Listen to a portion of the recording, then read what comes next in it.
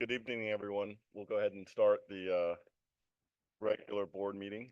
Um, we'll start with the approval of the minutes for the October board meeting. I think the minutes are all in your board packet. Does anyone have any comments or corrections to the minutes? If not, we'll deem the minutes approved by unanimous vote. Next, we'll move on to report from our support groups. We'll start with the PTO president.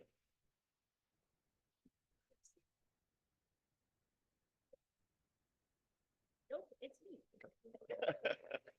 So, okay. Good evening, everyone. Kim Shield apologizes for not being here. Unfortunately, they had a rain out yesterday for the tennis team. Hopefully they were victorious tonight. So she has sent along her PTO update. Says, so pretend I'm Kim. Good evening. As we approach the end of the 2024 calendar year, the PTO has been busy planning several exciting events to wrap up the year. First, we are thrilled to announce an all-day spirit wear sale on Wednesday, November 21st at our Spirit Wear booth, which is located in the LNC field house on the middle school campus. The sale will both offer new and existing inventory and will run from 8 a.m. right after carpool until 2 p.m. Next in December, we will be hosting our annual cookie walk. Tomorrow, we will share campus-specific sign-up geniuses.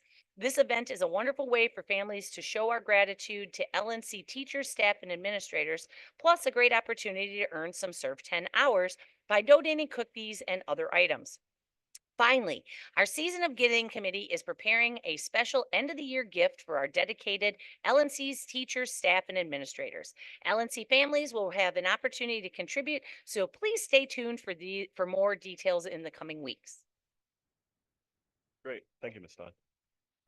Next is the athletic booster update. I don't. Great. Pretend I am Mr. Schlegel. He is not available this evening as well.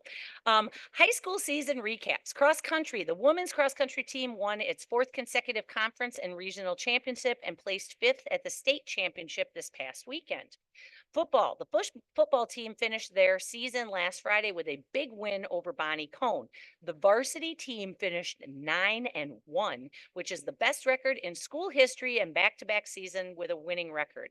Coach Montroy and the boys are looking forward to rejoining a conference next fall so they can be eligible to compete in postseason. For women's golf, the ladies had a great regular season winning conference championship and will be advancing to the postseason as a team. Congratulations to Caitlin Frisch, Ava Palmer, Sihi Verha, and Kara Priesky for taking second place at the 3A state championship at Pinehurst. The ladies were 1 point out of first place. This is the best finish for the women's golf program in school history. Congrats, ladies, and Coach Schneider. Men's soccer. The boys wrapped up their regular season last week, finishing the season 7-10-4. They seeded for the NCHSAA playoffs this Thursday and are hoping for an opportunity to make the playoff bracket.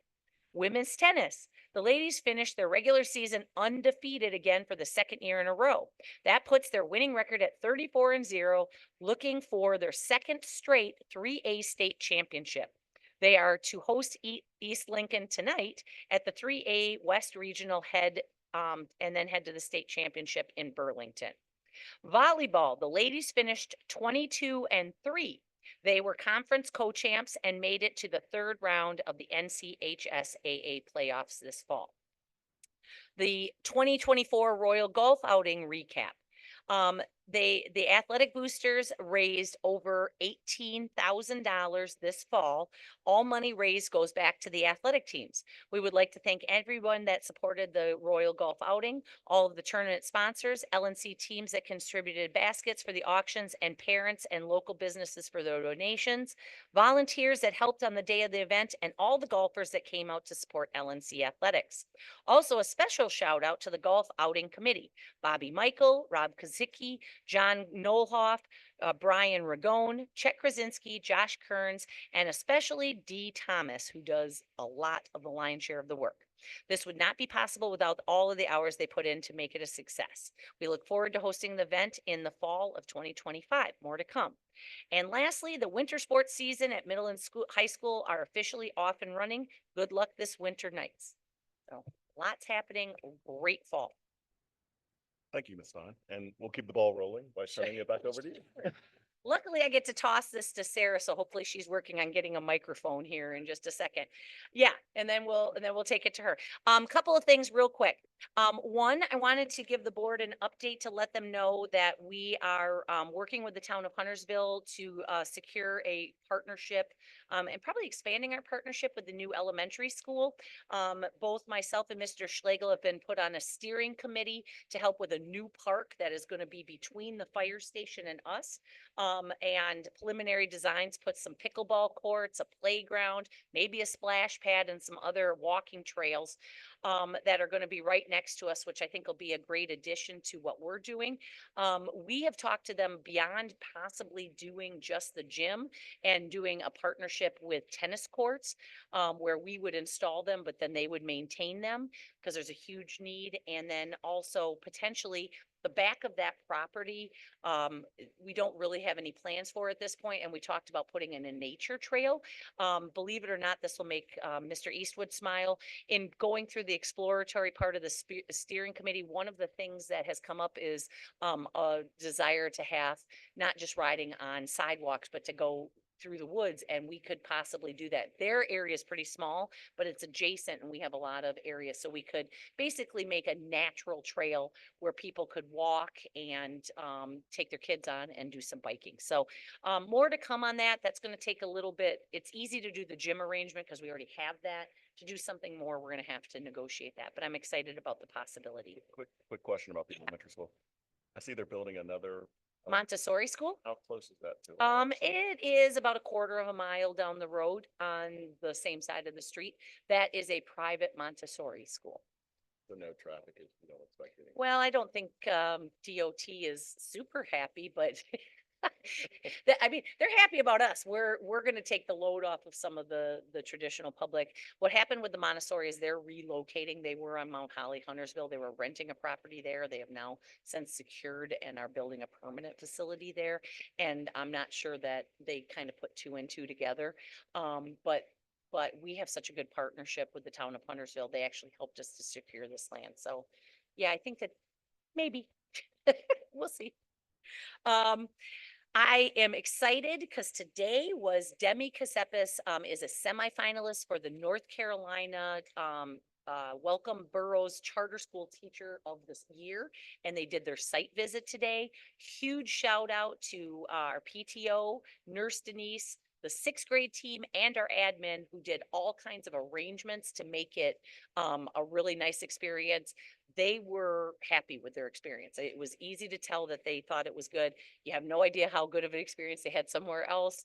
But you know, Demi is exceptional, and there's a good reason she's a finalist, and we are all rooting on that she is going to potentially be selected for that.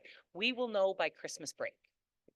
That's what we know at this point as far as that. But she could not have done anything more, nor her support team. So it was really fun to have them on campus. We're excited to share that the LNC middle and elementary schools were not named the top schools in the Charlotte region as reported by the Charlotte Business Journal.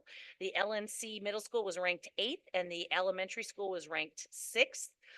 What they use to rank those schools are test scores, diversity, teacher quality, and the quality performance of the school district when ranking them. So we were excited to be highlighted by them. I want to give a shout out to our brand new marching band and our director, Caleb Revis. This is the first time they actually did what I call marching band, not just walking onto the field and playing. That's a pep band. Marching band actually moves around and does things, and that takes a whole lot of, it's like a whole nother level. They actually perform not only at our Friday night game, but also up at the Davidson football game. So we're coming on up, and they put a lot of effort, and they did a great job. And lastly, I get to turn it over for our exciting campaign launch with our community relations director, Miss Sarah Lake. Good evening, everybody. So Shannon's going to put up some images that we have, some marketing renderings that we have for each of our 3 targets. This is part of our annual drive that we are calling this year Places and Spaces because it encompasses 3 different targets. All of them share some common factors, but we have one at the elementary, which is what we're looking at here. Adventure Playground is the name of it. It embraces the power of play, and you are going to see us over probably in about a week to 10 days launching this and really encouraging all of our families, if they're not already, to participate with us in order to help the effort to get Adventure Playground built for our kids as soon as possible. And if you're familiar with our elementary campus and you know then where the Gaga Pit is, which is a fairly new installation at the elementary school, extremely popular, on that same adjacent area is where Adventure Playground will go.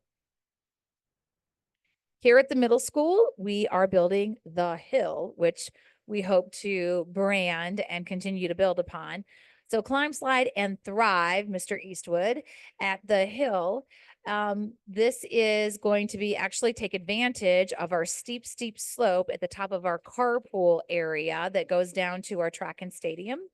And you will see there are a couple of slides there. And for once, it seems like our topography and what we have to work with is actually going to work in our favor. Instead of finding bad dirt, we found a perfectly tilted slope. So hopefully that'll continue to be the case. And then you'll notice two rock climbing events, if you will, to get back up. So this will be available for our 5th through 8th grade students to be used for 2 hours each and every day that they are out at PA time. But we also imagine that this will be used and enjoyed at our community events. So just like we made the case during our Elevate Capital campaign for our Knights Field House, along with the many other upgrades that were part of Elevate, that our Knights Field House would be an important community spot, providing bathrooms and concessions and so on. This will continue along with that, another really fun and exciting community space. So at things like soccer games, Friday night football, PTO, summer bashes that occur each July, and so on, we anticipate this getting a lot of use and enjoyment. And finally, we have our upgraded high school courtyard area, which everybody is familiar with. But if you looked at this, you might not even recognize it. This we are titling Knights Plaza. And primarily it'll be broken into 2 parts. So you might notice through there, if you don't, I want to call it out, there is a pickleball court. Pickleball is extremely popular right now with all different age sets, including our high school crew. So we'll be taking a portion of our existing cement, our concrete area where the students are out every day eating lunch, and designating that for pickleball. That also goes with our theme of our cornhole boards and a couple of our ping pong tables, which we kind of fell upon a few years ago. And then much to our surprise, our kids adopted and are played with and loved all the time. And then the other part of Knights Plaza is that grassy area that you're seeing there. That will be where our existing grass is. Although that has some drainage issues, we'll be pulling that up and putting down AstroTurf and putting together some very thoughtful, collaborative, and conversational seating areas. And really, it's all about unwinding, creating, and connecting for our students. These are all Thrivey spaces we're super excited about that all share the outdoors as a major factor. So these are things that, well, we do so much as we should, investing in our 4 walls of our traditional classrooms and indoor spaces like we're sitting in right now. This really speaks to the whole child and understanding how important that connection piece is, how important that getting the energy out piece is, all of those things. So that's what all 3 of these have in common. And we'll be kicking off, like I said, in the next week and a half. You guys all will receive, hopefully with our mail, you'll receive in the mail, and we'll be after the deluge of different political mail we've all been getting. So hopefully it's going to get noticed. So we were a little intentional about our timing, but everybody will receive our trifold that is at the printer right now. So that'll be coming home in all of our families, board members, and staff's mail. And that will explain the projects and invite you to learn more by going to the website, Knights Fund, and invite you most importantly to participate with our efforts. We're super excited about this. Thanks to being successful in shifting given culture over the years, we have a great head start on these 3 projects. So we're really excited about that. So it's always more successful if you can invite people to join the train that's already in motion instead of starting at the ground zero. So we're really excited about what that hopefully will mean for getting people who aren't already on board and getting these 3 projects going as quickly as we can for our kids. Is there a targeted fundraising goal? Yeah, so I'm actually waiting for our landscape designer, our architect to get that to me. We had that back in the late winter, early spring. And as we know, costs are constantly moving. And so we had to go and have him sharpen his pencil. So I'm waiting for that final word. As you can imagine, all three projects are slightly different. And so the cost is slightly different, but they're actually, I'm happy to say, pretty much within the general range of each other, which is really nice because I would hate to have one of the three projects be extremely lopsided because then we know that the timing of it, of getting that going would also probably be very different. So excited about getting those numbers, getting those sharpened numbers, and then sharing those with our community, which we have the whole launch set to go. And the beginning of that will be that brochure coming home in the mail. And, oh, go ahead. Sorry, I was just wondering, so are we, is there a priority between the three projects? Like, once you get funding in, are you starting one before the other, or is it all? Yeah, we've been very thoughtful about how we are going to do that. So one thing in fundraising is, the donor, we always want to allow the donor to do what the donor wishes to do and honor those wishes whenever we can. And so with that said, we realize that if you've got a kindergartner or a second grader, as much as we're going to tell you all day long, but we're K through 12 and we're all together, and eventually your kindergarten and second grader are going to get to Knights Plaza. That's a hard message to sell. And we know ultimately, while people might nod their head at us, it's going to affect to the level that they support it. So we will be giving folks the ability to direct their giving to the project that they want to. Now, what we will be encouraging, similar to other initiatives that we have done or the PTO has done, like Gift of the Season, where they say, hey, whatever you give, well, your kids might be only in kindergarten, second grade, we're putting it to the greater good. And, I think that that works pretty well and people accept that for something like that. So we will also be singing that tune and encouraging people to let us put it where, it needs it the most. If one of our schools is lagging a little bit for whatever reason, and people are amenable to, and a lot of our donors are amazing in that way. They trust us, they believe in the mission, and they really believe in us in order to know where is the best place to direct that gift. So I imagine that we'll have a chunk of people like that, but if folks want to direct their gift to a specific school or project, they'll be able to do that. And two quick things. One, I just want to thank the board because all of our board members are active givers, giving already. Yes, towards thank you this. all very much. Yes, and I think that really helps as we've said before. So thank you to everybody for doing that. And two, I just got late breaking text from Mr. Schlegel. The tennis team won and is going to state. So there you go. Excited to see that. So that's it. Shannon, can I also just put a Yep. plug in for Day of Service? Our serve and play is coming up on Monday, November 25th.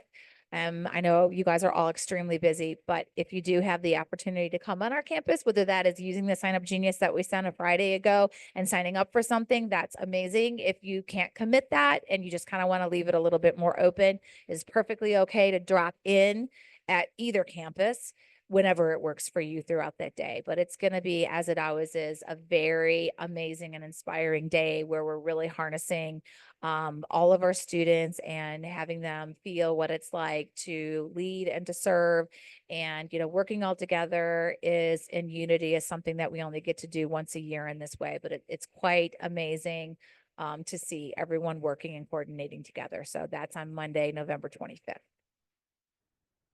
Great, thanks so much, Ms. Litt. Next, we'll turn to old business and get updates from our various committees. We'll start with Thrive. Thank you. So we are excited that we have the high school speaker series date selected. So we'll be looking at after spring break.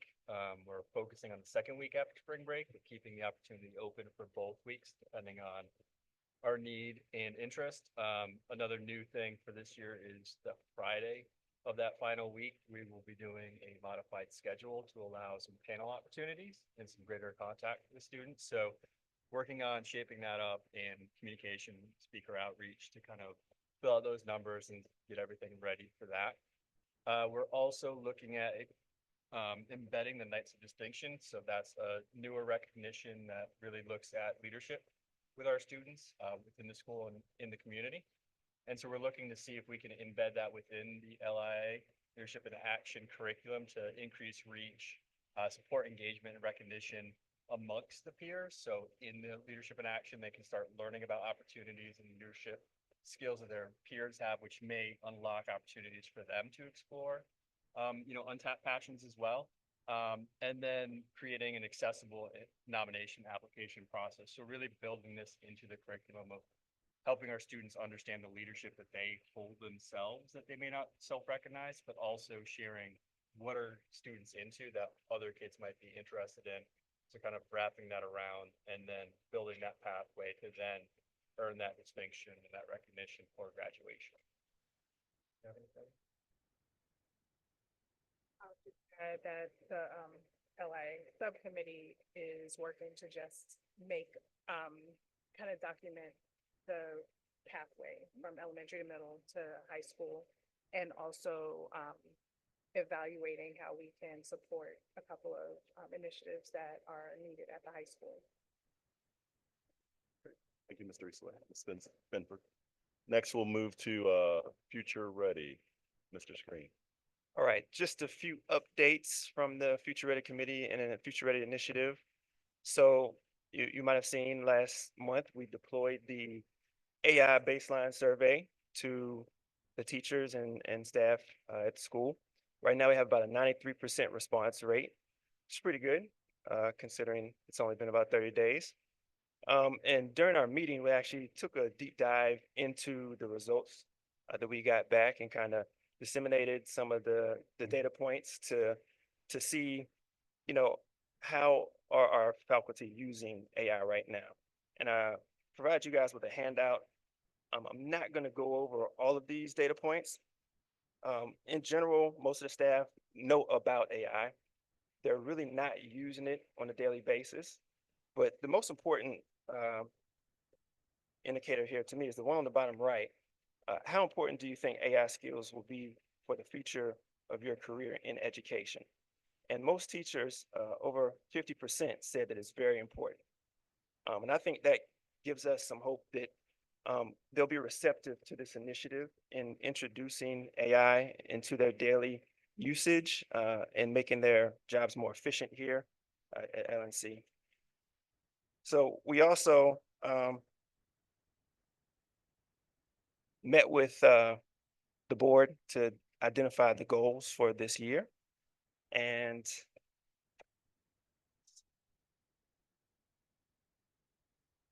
so here's some of the goals for 24-25. We're going to establish guiding principles for AI usage as LNC. Also working in tandem with the instructional facilitators and AI ambassadors, the ones that receive that grant. And so we want to make sure that we do so together. We're not, and also not step on the toes of the AI ambassadors that have already started implementing the Magic School program here at LNC. We're also looking to benchmark with UNC Charlotte. I've contacted the AI committee, the CTO at UNC Charlotte, Mike Carlin, and awaiting some insight to help us set up some guidelines and guardrails around acceptable usage here at LNC, as well as making sure that we adhere to safety guidelines and those type of things. And Dr. Graham also talked about the portrait of a graduate and how we might change that. Do you want to speak to that, Sheree? Good evening. We were looking at our current portrait of graduates, which we do have displayed in the school, but it's just, lines and sentences. So we wanted to bring a little more color, some graphic design to that, putting some more operational language to what that looks like. And also to connect it with the state has rolled out a portrait of a graduate, which they actually have tasks and rubrics. So that would give us an opportunity to have some more measurable goals to make certain that our students have been able to demonstrate some level of mastery of those particular durable skills. And so we'll look at overall how we can crosswalk what we currently have with what the state has already implemented, and maybe see how we can, what we already have, maybe with leadership in action, how we can align with what we have, but also build those opportunities for students to have tasks to demonstrate those goals. And then finally, we would like to, we had presented before a revision to an expansion, I would say, to our current mission statement. So we are presenting that to the board for further review to see if that was something that they would like to consider revisiting to have some more inclusive language relative to how we are serving our students. Yes, and so also I forgot to mention, we're going to be reaching out to the IT staff here to develop a portal. So we make sure that all of the faculty here kind of have a place to land to understand our vision for introducing AI across the three schools, looking at expectations and again, those guidelines and those guardrails. So we'll be doing that this month. Great. Yep, that's it. Sorry. Great. Thank you. Thank you both for that. You know, you indicated potential need to change our mission statement. That's part of a broader process. So what we'll probably do is I'll meet with Craig and maybe we'll put together a smaller committee to kind of think through this and see whether a change is necessary. And if so, the best way to accomplish that. So thank you for that proposal and we'll be back to the broader board with more information there.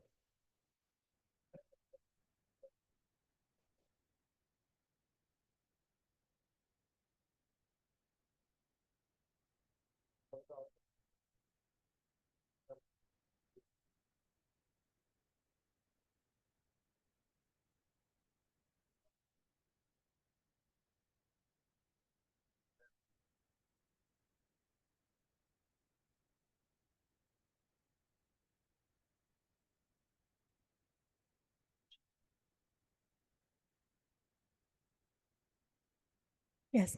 So that's where I was trying, if you saw me try, I was being probably disruptive because I was saying, could you click on this? I hyperlinked. So what you see in front of you is right before go up to November update. Right there and rate baseline data because you need some reading glasses to see. I didn't bring our magnifying lens for you to see what you have in front of you. So that's it in a larger display. But this, to when we were talking about working alongside our ITFs with that impact grant, the first year is dedicated solely to the staff.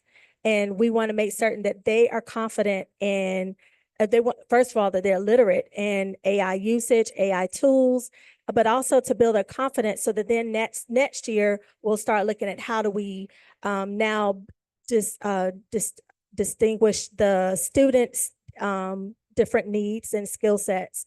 But if the teachers aren't comfortable, it is not going to go well with the students. And so what we're looking, if you look down at some potential, what they felt their top 3 concerns were, one of them was what you just said about well, lack of knowledge, of course, but then how would they see this as useful? And it was to personalize learning.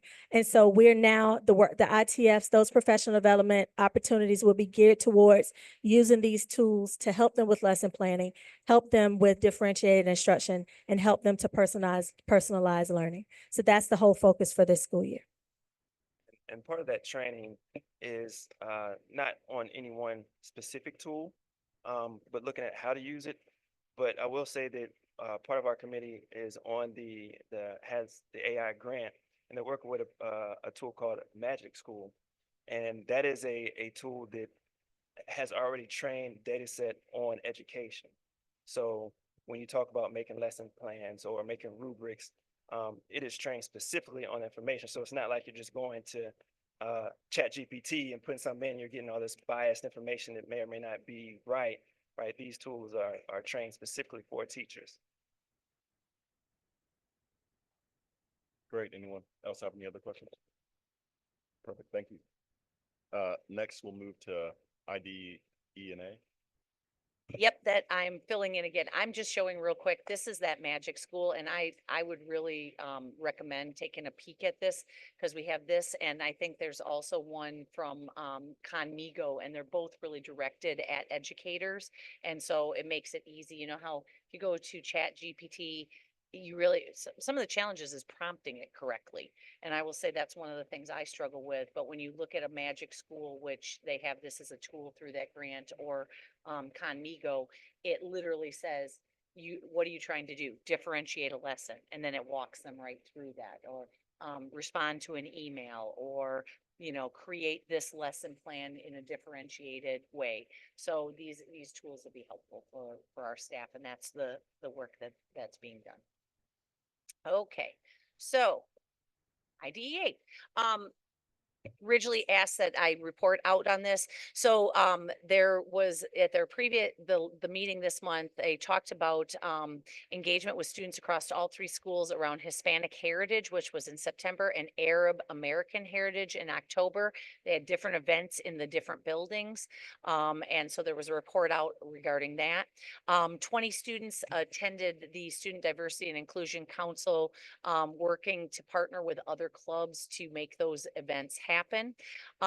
They are incorporating the IDEA modules that have been done before and the updated ones into the high school blueprint. And so I'm sure we've talked about this before. These are experiences that the kids are having and workbooks, so that they're having that as part of the organic experience they're having at LNC. So that we're, again, best, I hate to say future ready, getting them ready for the future, with making sure that they have baseline training. So they've incorporated that at the high school level. Discussion continues around the fourth high school module. Currently, there are three modules that have been done, and they're trying to personalize that with face-to-face communication. They've talked about bringing in some guest speakers to make it more personalized. And they're providing resources to teachers through newsletters and the library. It's, again, very nice to have somebody like Mary Ann on staff. So if teachers are looking to do incorporations or looking to find resources, Mary Ann can serve as a person to do some research for them or to help tailor a lesson. DET will remain the same for 5th, 6th, and 8th grade. 7th grade is going to start doing that through their social studies courses, which is just a nice way to embed that drop everything and talk in an organic way. And the committee will have their next meeting November 18th. Yes. Is 7th grade a test? Is that why it's just the one grade that's incorporated? Honestly, I did not attend this meeting, and I'm not exactly sure how I do know the idea is the teachers want it to be as organic as possible, and I think the curriculum lended itself to some of the different topics that they were already talking to. So that was the original talk, but there may be more to that. And then the other question is, how are they going about recruiting speakers? for the Yeah, that I don't know either. Mr. Carlasio gave me a thumbs up on the 7th grade thing, so I'm glad to know. Is there anything more you wanted to add to that, Mr. Carlasio, as to drop everything? and Yeah, talk? sure. So actually they met with each grade level and talked about how they could integrate, drop everything and talk more in the grade levels, so it was more organic and more of a conversation. And each grade level kind of gave their feedback. 7th grade liked integrating it more into their content. They didn't feel like they were rushed with nighttime as much, so they felt like they could dive more into the content and have that conversation, so it wasn't like as time restrictive. So that was kind of why. And in regards to, I mean, how they've gotten speakers before is, I think that the Diversity Council has been very well connected through different causes and different organizations. I also think Ridgely, through her organization, has some connections. But my guess is that if anybody has other resources, they would certainly appreciate that. And I think that would be a nice opportunity for the high school to be able to talk and have real life, instead of just a module, having dialogue around that as a culmination makes a lot of sense. Great. Anyone else have any other questions? Not, we'll turn it back over to you. Ms. Oh, Ryan. It's just, boy, it's just the You're so- Shannon show tonight. Okay. But this is a good one, and everybody will be super excited about this. You have a copy, which is a little bit nicer looking in your board packets, but just some highlights. This is the draft 25-26 calendar. We always take this out to our staff to get feedback. We've gotten feedback from parents through surveys, and frankly, we kind of know very specific things that both our families want and our teachers want. Sometimes I always tell the teachers, this is like a giant Sudoku puzzle. Is it Sudoku easy or Sudoku difficult? Mhm. This year it was Sudoku medium. So that's kind of what we had going on. And we had to figure out, based on when some days fell, how we could best incorporate. But some highlights that the board should be aware of is, and this will make everybody happy. If you remember last year, I said, this is the earliest we'll ever start because we always start the second Thursday in August, which the earliest would be the 8th. So next year we start on the 14th. So this upcoming summer, it will be like they have an extra week of summer vacation, which they've earned because it kept kind of eroding over time.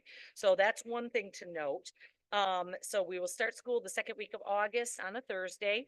The winter break remains 2 weeks long. That is something both our staff and families like. We went back to aligning spring break with Easter. This year we tried it at the third week of March. We talked a lot about, do we want to just always leave it at the third week of March? But unfortunately, like anything, that's where it made it a little difficult. Had we done that and where Easter was, because we'd have to take then our long break there, then we would literally have no break for about 7 weeks. And at the end of the school year, that's probably not great for all stakeholders' mental health. So in all sincerity, it's a lot at the end of the school year. There's a lot of things going on. So in talking to the different stakeholders, and aligning back with CMS because we can, this is going back to Easter. The last day of school is still at the end of May, which is kind of exciting. And then the work days for our teachers are completed by June 2nd. And we do have some flex workday for staff at the end of each quarter, which helps them to best prepare. There are still 5th and 6th grade transition days, which start on August 13th. And parent-teacher conferences are here in October, which some people take advantage of that for parent-teacher conferences towards the beginning, and some take it all for a fall break. So what we find with our families, because so many of them have family in other places, when we build in long weekends or things like an extended Thanksgiving break, it allows people to travel without missing school. So that is the highlight of this calendar, and we are looking for approval so that we can share it with our families and staff.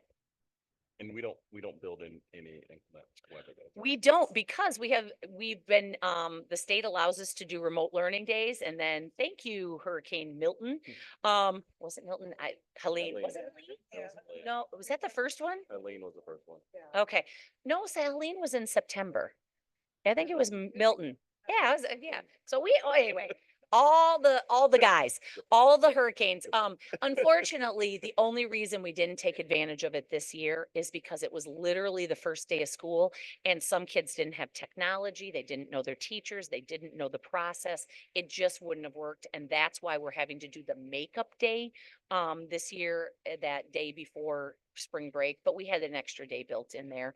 And we've told everybody with that we encourage that if you had family plans, if the teachers have, we're just going to have to adapt. It's something that we do need to make a makeup, but normally we would do inclement weather days and just do a remote day. Quick question, does spring break align with CMS this time? It does. It does. This year, We're not, because they went They all went the so way to crazy, this week yeah. in April, and that is not good for mental health either. yeah.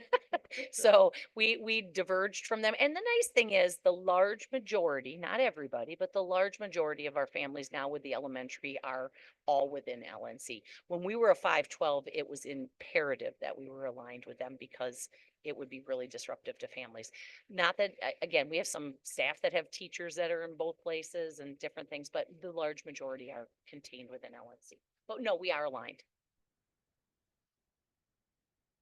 Any other questions about the calendar? If not, I'll entertain a motion to accept the calendar as provided. This is Nicole, I move that we accept the calendar as presented. Is there a second? Second.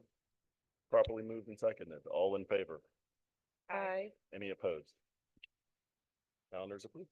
Awesome. Thank you so much. A lot of families love getting this. It's amazing how many people look ahead to make plans. So we will work on polishing this up and getting it out to our families and our staff. Is there an elementary school update? Yep, back to me. Elementary school update. So, the good news is, as you know, we have our financing. We are in the process. We believe that we will have a grading permit, by Friday, and which means we can start to break ground. And so, hopefully shortly thereafter, we'll do an official groundbreaking. It's too, full of stuff right now to do a groundbreaking. So I'll come back to the board on that. We're very lucky. The town made a little bit of a, variance for us to give us that early grading permit. Through the permitting process, we have run into quite a few comments from the county.